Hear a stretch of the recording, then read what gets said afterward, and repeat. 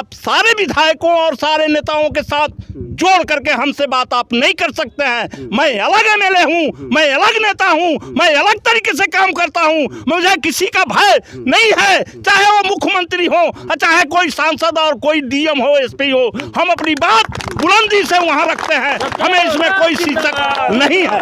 BA, BCom, BSc, MA, MCom करें विश्व की सबसे बड़ी यूनिवर्सिटी इग्नू से। सॉल्व असाइनमेंट्स और गाइड बुक्स प्राप्त करें। संपर्क करें Mahakal computers, DAV PG college के पास, पंच मंदिरा मोड़ से दाहिने, सिवान। पीछे जौन रुआ हुजूम देखत तनी, ई हुजूम बिहार के ह। आ यहाँ लोग कोनो आतंकवादी ना है, यहाँ लोग फ्री के राशन बांटे वाला दुकानदार हैं।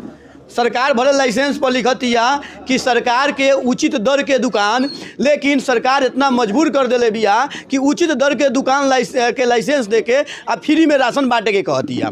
3-3 साल से यहाँ लोग कोनो मानदेय मिलल नहीं के, लेकिन एकर चिंता ना जिला के बड़ी अधिकारी के बा, ना बिहार के बड़ी नेता लोग के बा, चाहे जिला के बड़ी नेता लोग केहू के नहीं खे। चाहे वो हमारे वर्तमान सांसद जी होगी, चाहे महाराजगंज के सांसद जी होगी, चाहे विधायक जी होगी। अगर 3 साल के यहाँ लोग मानदेय बाकी रही तो एजा से लेकर दिल्ली ले खाली बत्ती चमकीत, खाली हंगामा होइत। लेकिन यहाँ आदमी हो, PDS दुकानदार हो, यहाँ लोग सस्ता दर पर दुकान चलावेला, ओकर लाइसेंस ले लेबा, आ वही लाइसेंस लेला के चलते ये लोग जब जौन मन कइला तब कर दियाला। जब कोरोना आई तो लोग कहल जे कि फ्री में राशन पहुँचाओ, फर्स्ट लाइन में आगे खड़ा हो जा।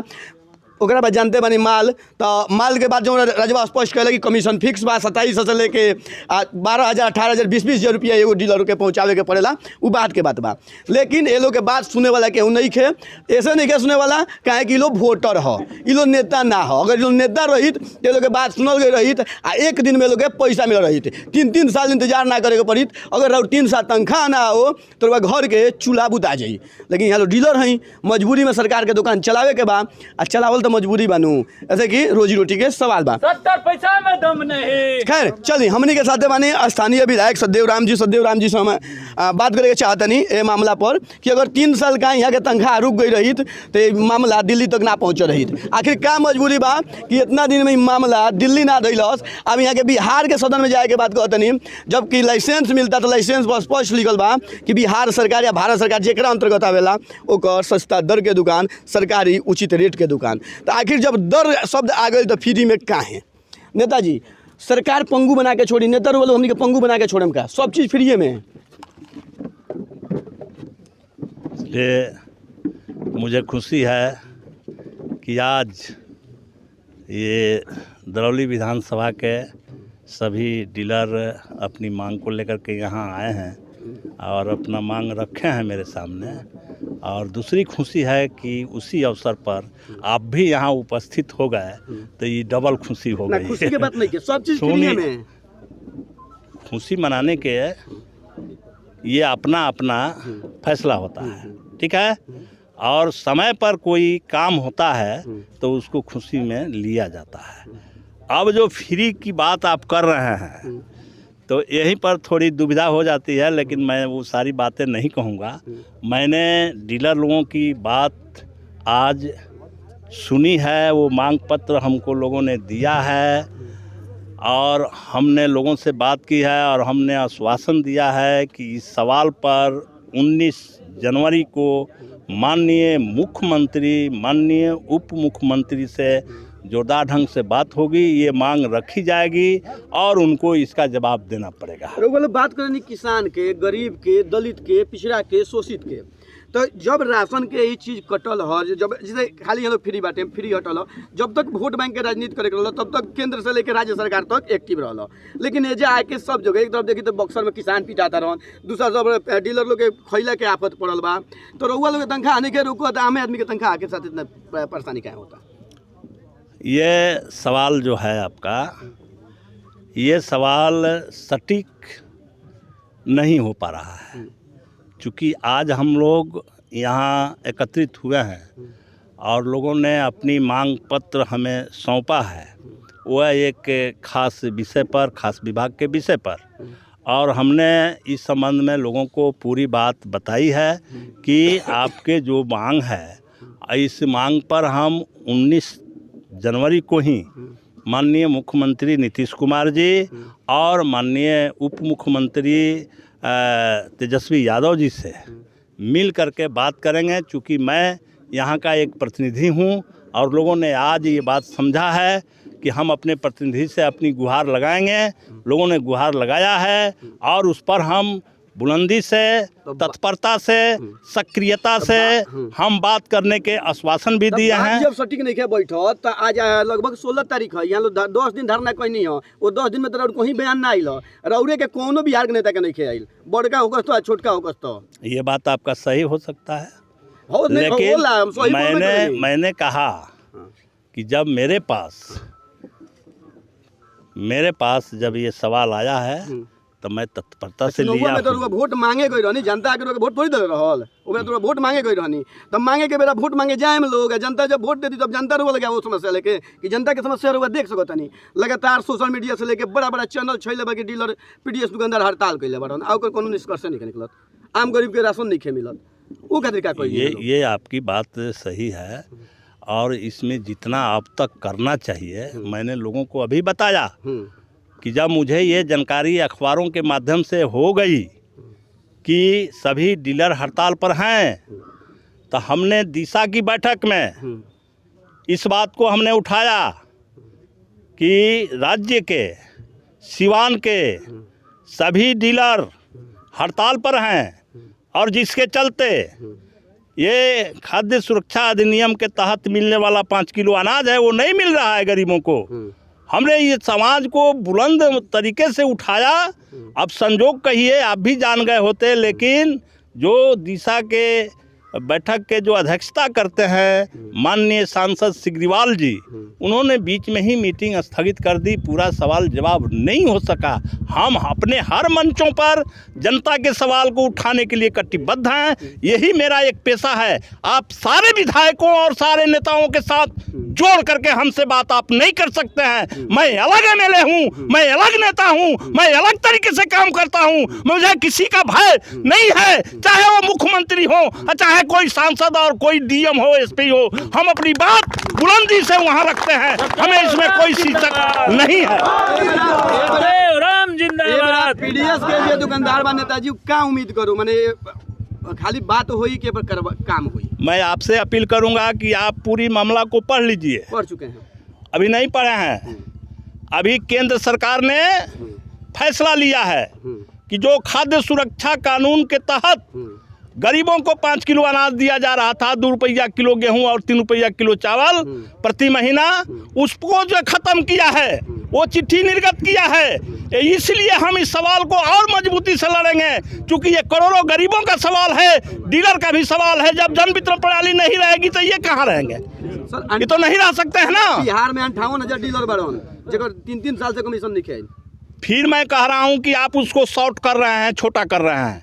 मैं इसको बड़ा कर रहा हूँ और इसको आगे के लिए, भविष्य के लिए इसको लड़ने जा रहा हूँ।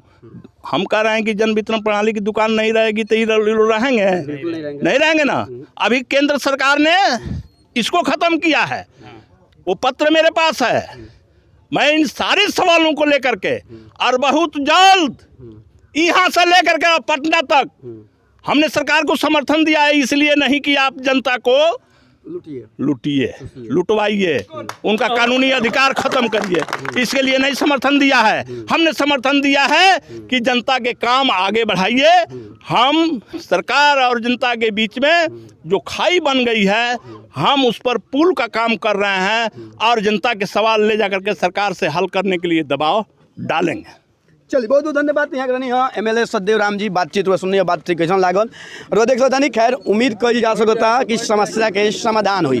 खैर बनल रही मैच बॉक्स साथे, देखते रही मैच बॉक्स। पीछे वालों डीलर लोग के जी अध्यक्ष हो उनका हम बात करेंगे, चाहे हम डीलर के जो हेड हो, जे डीलर के हेड हो हम बात करे प्रयास करें। तो लगातार पीडीएस दुकानदार लोग हड़ताल करते, हड़ताल के बाद आज पहुंचल बा सीवान जिला के दरौली में स्थानीय विधायक सतदेव राम जी के यहाँ लोग ज्ञापन सौंपनी है। और बाद यहाँ से अध्यक्ष बा हम बात करे प्रयास करते नहीं कि क्या रीजन बा, आखिर धरना लगातार गायब है। पटना भी लगातार जाम रहा, लगभग 20-22 हज़ार स्कॉर्पियो आई रविशन, तो कई सारा चीज़ बा, कई चीज़ सामने खुल के आवता। लेकिन पीडीएस दुकानदार लोग के क्या मजबूरी बा कि यहाँ लोग धरना करते नहीं। ऐसा कि रउआ लोग जानते नहीं कि जब कोटेदार के बात आ जाला, जब डीलर के बात आ जाला तो लोग के छाती चौड़ा हो जाला कि हम डीलर हैं। हैं, लेकिन आखिर डीलर रोड पर काहे इहो जाने के प्रयास कल जाता के बाद चाचा का मामला बा चाचा? मामला ये बा कि जन वितरण प्रणाली के जितना विक्रेता बने सब भुखमरी के कगार पर बने। सरकार जौन बिया तो इनका के निकम्मा बना ले बिया। ये मुद्दा पर जनता से लेकर के अब विधानसभा लोकसभा ले चर्चा होला। ये डीलर बड़ा निकम्मा बने सब ले लेते हैं, लेकिन डीलर के साथ रोजी रोटी के कोनो प्रश्न नहीं है सरकार के लगे। ऐसे सरकार से हमनी का मांग करते हैं 8 सूत्री मांग लेके कि ऊपर पुनः विचार करो और विचार करके हमनी के रोजगार दे, हमनी के तो रोजी दे। दुकान चलाओ तनी तो दुकानदार के कौन तनख्वाह होला? तनख्वाह दुकान ना होला तो पेट पोसे खातिर परिवार चलावे खातिर कमीशन होला। कमीशन 70 पैसा पर कमीशन और तारा के 5 लाख महीना। तू मुख्यमंत्री हुआ और तू नेता हुआ, तू प्रधानमंत्री हुआ। अन्य राज्य में 30,000 रुपया, छत्तीसगढ़ केरल में तमिलनाडु में 30,000 रुपया मिला था। मत माने केरल में, तमिलनाडु में, छत्तीसगढ़ में, राजस्थान में, दिल्ली में जात पात पर वोट ना होला, जब शिक्षा पर वोट होला तो जात पात के नेता चुने हम लोग ओकरा बाद उम्मीद करते लोग बढ़िया व्यवस्था। जात पात के नेता केहू ना चुनेला, जेकर विचार जहाँ मिलेला वही नेता चुनेला। जात पात रौरा बुझात है, रौरा मीडिया से आइल बनी, लेकिन नहीं ना होला। क्षेत्र में ही ना होला। क्षेत्र में जे जकरा के योग्य बुझेला, अपना लायक बुझेला, ओकरा के मतदान देला। अगर ई प्रक्रिया ना होको तो प्रजातंत्र ना नु कहाई, लोकतंत्र ना नु कहाई। टाइम से बदले रहती तो अगर 3 साल से तनख्वाह नहीं मिलल तो के घर के रोजी रोटी चलबा? 3 साल के लोग कमीशन नहीं मिलल। नहीं सुन मजबूरी आश्वासन मिलते रहा। जेगा 2 महीना के आश्वासन मिलल बा। हमनी का विधायक जी का लगे आइल बनी जा वहाँ के जो सचिव से बात भैलू 2 महीना का आश्वासन दिला बने, तो हम संघर्ष में लागल बनी जा, संघर्ष कर तनी जा। हमारी बात प्रखंड अध्यक्ष गुठनी, सरकार फूड सिक्योरिटी बिल जो पास किया उसमें भोजन का अधिकार दिया। पब्लिक को भोजन करने का अधिकार, जिस तरह वोट देने का अधिकार है उस तरह भोजन करने का भी अधिकार है। वह अधिकार सरकार जो है छीन ली है। पीएचएस जो है टूटा प्राप्त श्रेणी गरीबों का अनाज जो है 5 किलो सरकार जो है उसको बंद कर दिया। और फ्री में मैंने अपने तरफ से इसको 5 किलो बांट रहा है। अगले दिसंबर के बाद इसको राशन का कह रहा है कि हम अति देंगे, कैश अति कमीशन जो है क्या कहते हैं उसको, अनाज के बदले खाता में पैसा देंगे, सब्सिडी हम नगद खाते में भेजेंगे। तब तो हमारी आवश्यकता खत्म। हम 1956 से दुकानदार हैं, आज तक करते आए हैं, और हम दिसंबर के बाद चले जाएंगे तो फिर क्या होगा मेरे परिवार का, कहाँ जाएगा वो? इसलिए सरकार जो है गरीबों का हक नहीं छूने। ये कांग्रेस सरकार का देन है कि फूड सिक्योरिटी बिल पास किया, गरीबों का अनाज देने के लिए पास किया। ये सरकार उस अधिकार को छीन रही है। यही मेरा कहना। बुरा ना माने ना बोली। जब लोकतंत्र में पूर्ण बहुमत के सरकार आइल बा तो तानाशाही भइल बा, तो चुनाव के बेर लोग के लौकत नहीं है ना। चुनाव के बेर आम जनता के जब पूर्ण बहुमत के रौरा एगो सवाल पूछनी हो कि रौरा दुकानदार हैं तो काहे तनख्वाह कोई तनी एकरा पीछे लगल बा सरकारी गल्ला के दुकान है, सरकारी बा। हमनी के जोन भी काम करे नहीं जा, हमनी के देख रेख करे खातिर सारा लोग सरकारी बा, सारा लोग के तनख्वाह मिलता। एगो हम ही के ऐसा बानी जा कि हमनी के मजदूर बानी जा, हमनी के भरपूर मजदूरियों नहीं के मिलत। एक दुकान पर 2 से 3 आदमी काम करता, तो एक आदमी के मजदूरी 300 रुपया यदि आकतनी तो 3 तरीके 900 रुपया तो रोज हमनी के लागता। हमनी के मांग है बा कि हमनी के 30,000 रुपया दिहल जाओ। आ जोन भी हमनी के साथे अन्याय होता, मान ली अभी हमारे अध्यक्ष जी कहनी है कि सरकार पीएचएस के अनाज छीन लेहलस, फ्री कर देहलस। फ्री कैला के मतलब बा कि आवे वाला समय में एके बंद भी कर सकेला। चूँकि 2 रुपया 3 रुपया जब दियात रहल ह तो गरीब जनता 2 रुपया 3 रुपया देत रहल ह आ राशन उठावत रहल ह। लेकिन अब तो सरकार फ्री कर देहलस ओके, आ फ्री कैला के बाद बंद कर दी। बंद करके कही कि अब हम डायरेक्ट खाता में सब्सिडी भेजतानी। तो ये बताई कि गरीब लोग जे मशीन के ना मशीन जे चलावता नॉमिनी चलावता सब डीलर के लइका लोग 2-4 महीने भेजा, हाँ बंद कर दिया। कहाँ मिलता 2 रुपया 4 रुपया 10 रुपया यह आवता, खत्म हो गई, वो नहीं खे आवत। वही तरह से दूसर बात बा कि 58,000 आज रहुआ किसान याद पड़ल, आज रहुआ गरीबी याद पड़ल। रहुआ लो डीलर है कि गरीब जात लो राशन लेबे आज ना काल ना परसों वो ना याद होता। इस सरकार जो मशीन हमने के देले बिया 26 साल भेल समाज में गोले बनी जा देखले बनी जा डीलर लोग। सुनी हम बात बताओ तनी।